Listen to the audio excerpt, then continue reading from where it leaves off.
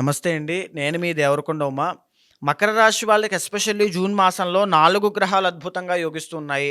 మేజర్‌గా ఏంటి అంటే ఇక్కడి నుంచి మీరు ఇండిపెండెంట్‌గా కష్టపడడం, పోరాటం చేయడం, ఒంటరి పోరాటము ఇవన్నీ కనబడుతున్నాయి. వాటిని చూసి మీరు మానసికంగా, సైకలాజికల్‌గా డౌన్ అవ్వాల్సినటువంటి పరిస్థితులు లేవు.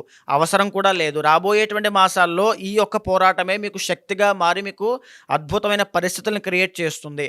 4వ స్థానంలో శుక్రగ్రహం అనేటువంటిది అద్భుతంగా యోగిస్తోంది. దీని మూలాన గృహ నిర్మాణాలు, రియల్ ఎస్టేట్ వ్యాపారం చేసే వాళ్ళకి అందరికీ కూడా కలిసొచ్చేటువంటి అంశములు. ఎస్పెషల్లీ 6వ తారీఖు దాటిన తర్వాత కుజకేతువులు అష్టమ స్థానంలో ఉండడం మూలాన సైకలాజికల్‌గా డౌన్ అవ్వడము, ప్రశాంతత లేకపోవడము, ఆలోచనలు, దుఃఖము అనేటువంటిది పెరగడము, రుణ బాధల విషయంలో ఇబ్బందులు అనేటువంటివి ఫేస్ చేయడం ఇవన్నీ కనబడుతూ ఉన్నాయి.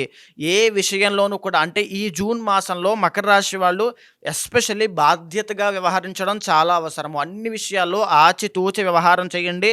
చెడు సహవాస దోషం అనేటువంటిది కనబడుతోంది. దాని మూలానే మీ యొక్క పరిస్థితులన్నీ కూడా ఇబ్బందికరమైన పరిస్థితుల్లోకి వెళ్ళే అవకాశం కనబడుతోంది.